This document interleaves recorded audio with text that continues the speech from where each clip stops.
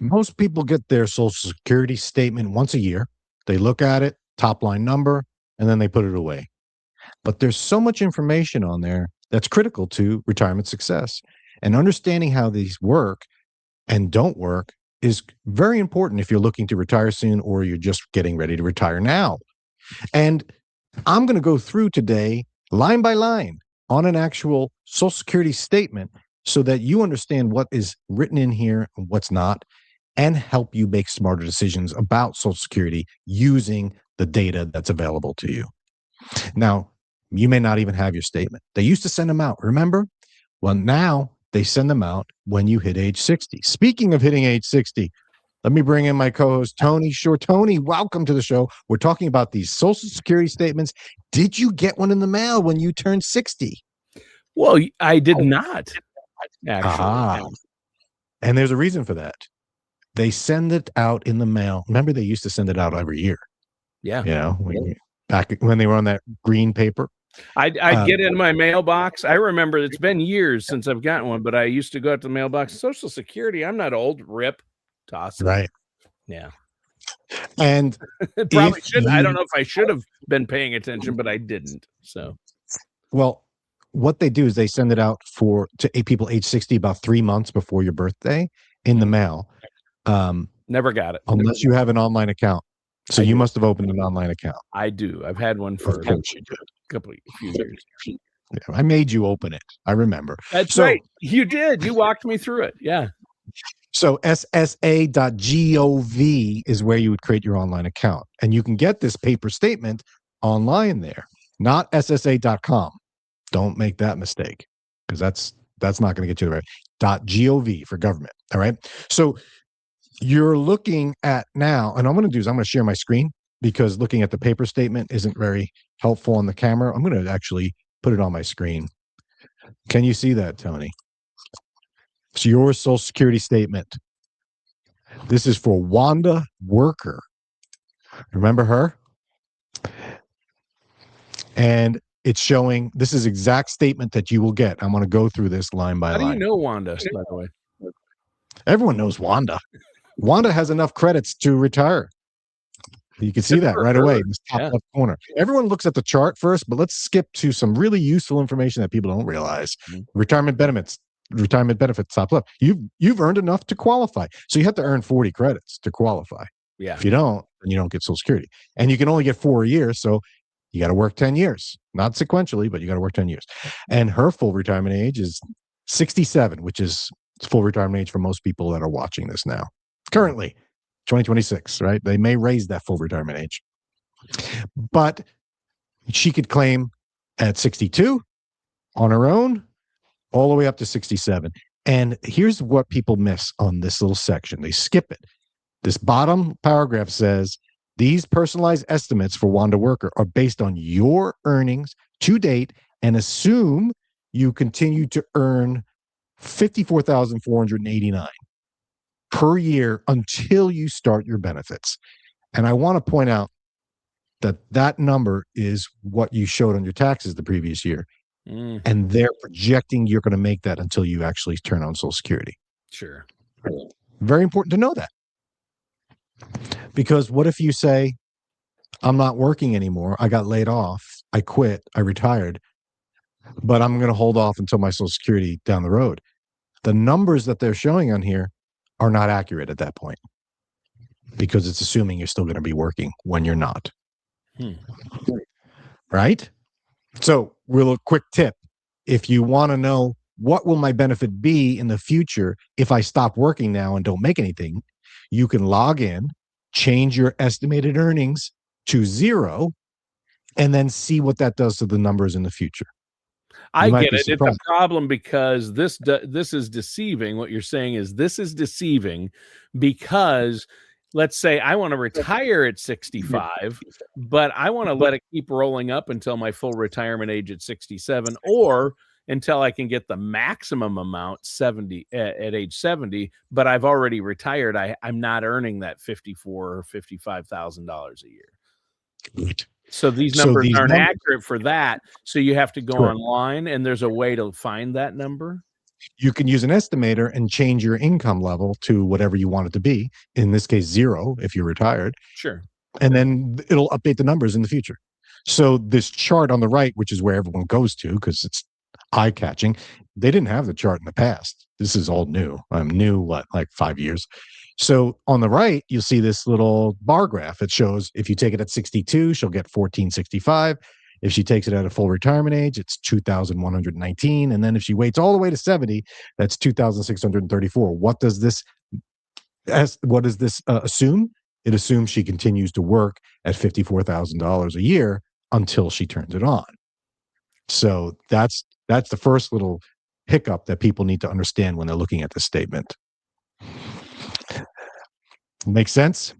Yeah, because you might fully intend to keep working until age 70, but you don't necessarily get to make that decision, unfortunately. Sometimes your company or your boss makes that decision for you. You get laid off, or your health, depending on what you do for a living, you might not be able to keep doing it until you're 70. On the flip side, your income might go up. Your salary might go up as you get older and continue to work. So these numbers can be lower than what they're going to be because you don't have the salary shown there that's accurate. So but they could be higher too. That's right. That's right. The other thing that this doesn't show are cost of living adjustment increases, the COLAs. So this is just showing based on no COLA. So odds are these numbers are going to be higher anyway, just based on inflation, which is not projected in this. So that's this part here. Oh, and Tony, just because it says 62, 63, 64, you don't have to wait until your birth month to claim. You can claim any month in between. So there's 96 months or whatever it is that you can claim, and that the numbers will change the amount as well. That's right. That's right. But the bar graph showed I would get this much. Well, you retired 2 months before your birthday, or 6 months after. So every 2 months the number changes, right? Exactly. And it's based on a formula of your top 35 working years history. And if you haven't worked 35 years, you're going to have a 0 in there. They don't just take the average of what you have worked. It's 35 years, including zeros. So it's important to look at that and say 54,000. That's what I made. Yeah, that's right. Correct. You can go online and check your work history. I remember I had a guy come in and say, here's what my Social Security statement says, but it's wrong because they have my salary wrong from the 1980s, 1984 or whatever it was. And I said, well, how do you know that? He's like, the only reason why I know that is because I was an NFL player, kicker, and I made the league minimum, which was, I forget what it was. I think he said like 16,000 at that time. And this says I only made 8 or whatever it was. So he's like, what do I do? I'm like, well, that's good. You notice that. You're going to have to fight it, and you can go and appeal. So he went through the appeals process. I never really followed up with him to find out what happened. But that's an interesting reason you want to log in and check this to see, make sure your work history is correct. Yeah, it's not always correct. Actually, back when I was still getting paper statements, I did look at one, and there was a huge mistake on there. And I emailed the person and then had to go through rigmarole and pay stubs and all that. Oh man, but it was fixed. But yeah, I've had a mistake made. Yeah. And on my credit report, just reminds me, those two things were a pain, but you got to check those two things, your Social Security statement and your credit reports. Exactly. So moving down, so if you want to see what it would be at different months within, you can go online and do that. You could say, show me if I make this much money going forward, if I make 0 money, and you could play with it. But on this paper version or the online version, which is the same as the one they send in the mail, you can only see per year.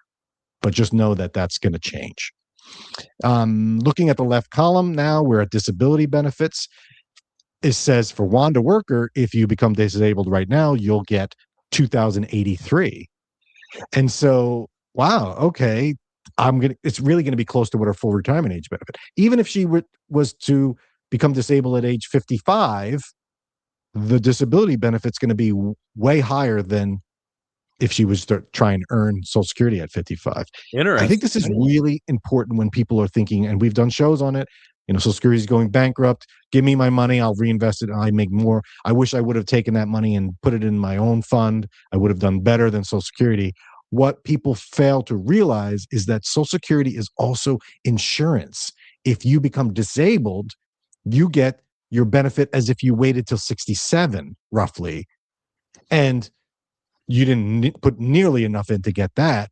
So that's kind of why not everyone gets everything they put in, but some people get a whole lot more than they put in. It's a fallback. It's a social service program. So it's not just a 401k style plan. There's some insurance there to protect the disabled. Also survivors. That's another reason why Social Security is struggling to keep up. And I could do a whole lot better if I'm investing on my own. But what if you die and your surviving spouse who didn't put any in, doesn't have any money, they get a Social Security benefit, or a minor child if you're old enough and have young enough children. So survivor benefits are in there, and it shows you what your survivor benefit would be right now.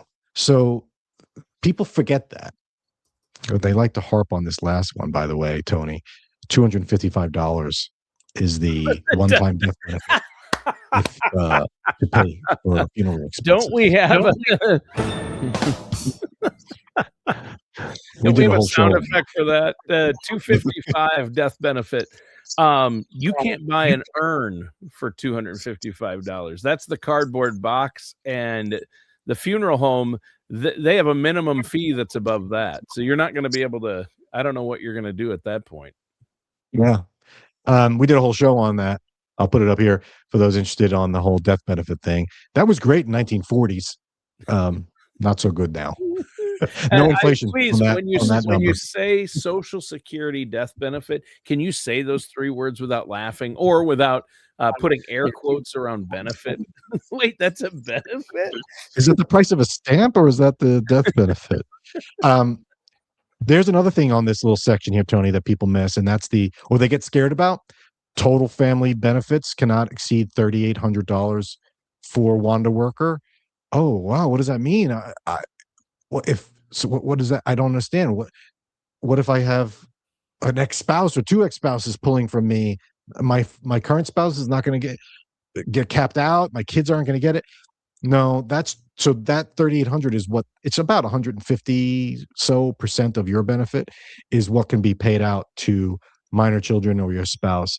Now, minor children only get it until 16. So if you have a 20-year-old or a 30-year-old, that's considered a dependent, that they don't get Social Security for you. So, but people get scared. Oh my God, I have my ex-wife's going to be pulling away from my current family. No, that's not how it works. Separate. Section on the right, Medicare, separate program, but it's administered similarly. So I want to point out that age 65 is Medicare. Age 62 is when you can qualify for Social Security. Unless you're disabled, you can get Social Security earlier than 62 if you're disabled. You can also get Medicare earlier if you're disabled. Once you're on Social Security for 2 years, you'll get thrown on Medicare. You could be on Medicare at age 40. You don't want to be, but you could be. And they just put that in here just to remind people that Medicare and Social Security are kind of go hand in hand. A lot of people don't realize you could claim Medicare and not be on Social Security. You don't have to do both. You could do one or the other. At 65, I recommend you get on Social Security, on Medicare, so you're not paying a penalty. So yeah. Let's skip on to page 2. Unless you had any questions about that, Tony. You see anything on there? No, Medicare, it's interesting because it is tied to Social Security. People don't realize that. I mean, people who are retired definitely know all about it. But your money, that monthly premium, that $202 is taken right out of your Social Security check, right? That's right. But if you're not on Social Security, they still bill you, and you have to set up a payment plan, be it either ACH into the Social Security, or you send a check in for 3 months in advance. So you get a bill if you're not on Social Security. If you're on Social Security, they'll just take it directly from your Social Security check. Okay, page 2 on this earnings record. This is what we were talking about earlier. You on the left side, you could see, all right, Wanda, she was working since 1971. Now she didn't make a lot then. From 1971 to 1980, she didn't have much income at all. She was probably an early teen. And then she started making money. And they used to have it every year. Now they bunch them in years 10 and then they show you the last 20. Okay. So this is where you can look and say, oh yeah, that seems about right, and check the math. But if you want to look and say, no, I think the 1985 number is wrong, well, I don't even know what the 1985 number is. You can log in and see the full work history, and then you can compare. Because they just summarized there. I didn't realize they just summarized and didn't list all the individual years. I guess if they did, they'd need like 10 more pages or something. So right. Exactly. They're trying to consolidate, and who cares what they made when they were 17 years old in high school, I guess. I don't know. Yeah. But that's interesting. Yeah. I think this Wanda should ask for a raise. I'm just looking at the numbers. Well, that's the other thing, Tony. Okay, in 2001 she made 34,000. Yeah. And so oh man, I'm kidding. I'd be really, really low. These are fine. And remember, it's inflation adjusted, so Social Security factors that in. Sure. The cap in 2001 was not 180,000 or whatever it is. It's much lower. So it's a formula, but it does favor the lower earning person. Yeah. So the less money you make as an employee, the less money you put in.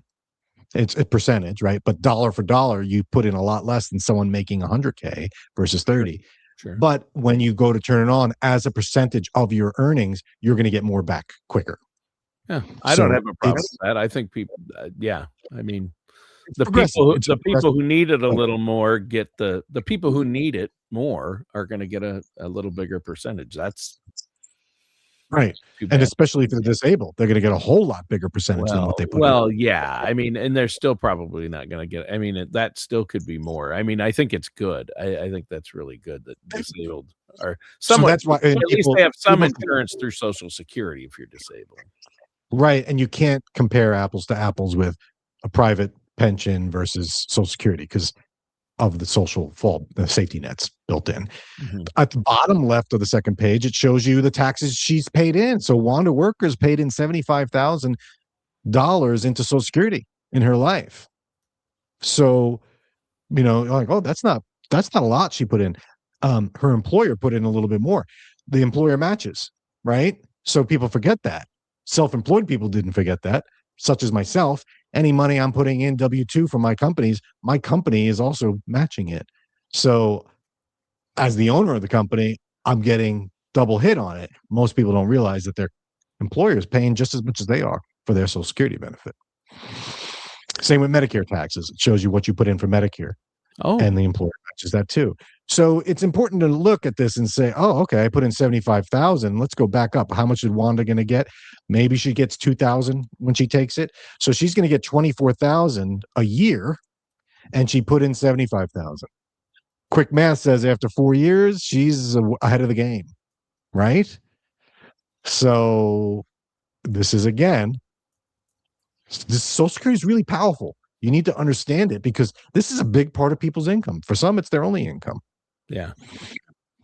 And then on the last but not least, it's very serious for almost everybody. So many Americans, a huge percentage of their retirement income is Social Security for so many people.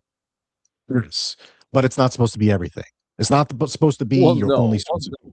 No. And that's what they say here in the bullets on the right, on the second page. First statement is Social Security is not supposed to be your only source of retirement income, right? And it goes through how many credits you need. 40, we said. That's just 10 years. Tells you top 35 years. It mentions that there's a 0 if you don't have 35 years. It tells you that there are cost of living adjustments, but those aren't shown. We don't know what they're going to be. You can project. I have software that projects it. I kind of use 2.8 because that's been the average, but you can use whatever you want when you're projecting Social Security. It tells you there's a calculator that you can use. A lot of people don't realize that. They just say, oh, this is the statement, and they accept it as gospel. No, get in there and play around with it. Your financial planner should be using a Social Security software to kind of see how it fits into your retirement planning. You got to be doing this. And you got to be checking these numbers to make sure they're accurate. And you don't have to claim it at 62. You can wait till 70.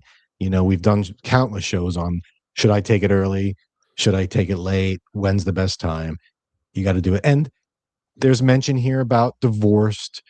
Yeah, I like that. I was looking at that. I'm glad that they actually talk about divorce benefits and some of those benefits, because a lot of people don't understand what they're entitled to. And I mean, this simplifies it and doesn't really go into some of the details that people need to know. Right. For that, they just need to go back and listen to some of our past shows that you've done. Yeah. And I'll put all the shows up here in a playlist. You can watch them all.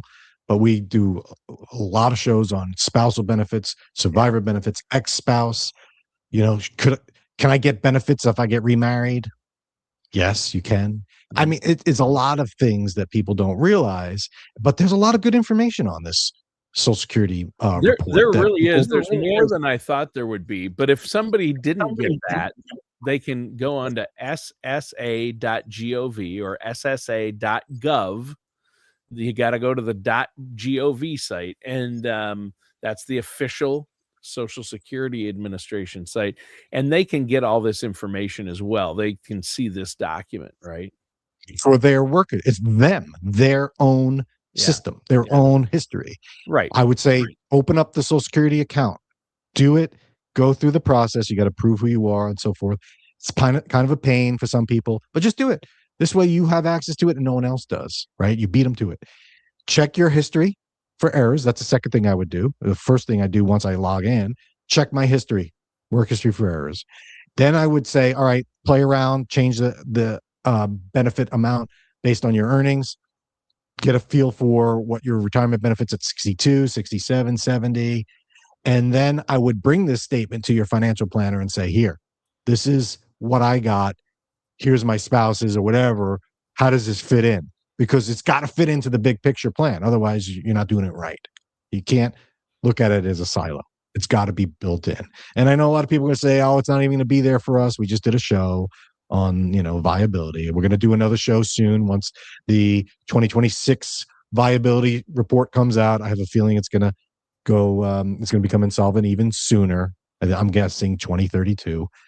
But you still got to use it, right? It's still there. You got to use it. So the only caveat I would say, Tony, is this is all based on 2026 tax law. This is based on the rules. This can all change. We don't know. But so there's no guarantee that what you see on this paper is going to be accurate. And they even say that here. Look at the very bottom of the first page. We base benefits on current law, which Congress has revised before and may revise again to adjust changes. So the government will change it up. They're covering themselves. Oh yeah, so I love the disclaimer. Hey, this might change tomorrow, so whatever. Yeah. So that's how you go through the report. And if you want, I recommend downloading your report and then going through it, replay this, pause it, go through. And if you don't understand something on here, give me a call. 888-508-5935. You can contact us at dolphinfinancialgroup.com and say, hey, I want to get a Social Security maximization report. I went through mine. I have a question. What do I do? What are other people doing? And I'll create a report to go back to you, and you can take that to the Social Security office and talk to them, or take it to your accountant and be like, hey, what about this? So you should be using this statement for you as the what's the word I'm thinking of? The center point, the focus, the focus of the foundation. It should be the foundation of your retirement income plan. Hey, so Dan, go get it, log in. Real quick though, do you run a Social Security maximization report for people? Yes. That you meet with? So I take the data that you provide from this. I put it in my software. I have a couple different programs I use. Sure. And I generate a Social Security report that says, based on your marriage history, based on your current situation, based on your work history and the numbers that you have at Social Security, here's the top 3 strategies for you on how to claim Social Security and what to do with it. And then I can build a guideline. It's not necessarily what you have to do. Right. but it is based on some of your personal information, and then you can go beyond that and look at time horizons and goals and things and say, well, this strategy, even though they recommend it, you have a particular goal and time horizon and retirement strategy, so that one's out. And I think the guidance is what people need, but there are people out there that can do that. Make sure you go with somebody who's, knows what they're doing, and I think they should watch some of your past shows too. Yeah. And if your advisor hasn't asked you for this data, that's a red flag, because maybe they don't specialize in retirement income. We just did a show on that. So you want to have someone that's curious about this. So I don't work for Social Security office. Make that clear. I'm not a government employee, and I can't go on, log in and get your data. You have to get your own statement and then provide it to me. Then I can build the reports to supplement that and augment that. So happy to do it. Looking forward to hearing from you. If you're watching, you got questions, contact me. Otherwise, Tony, thanks for a good show, and thanks for being a good sport. Being 60 first, you have to be, you're the vanguard of this relationship, Tony. Here we go. Enjoy the rest of the week, everybody.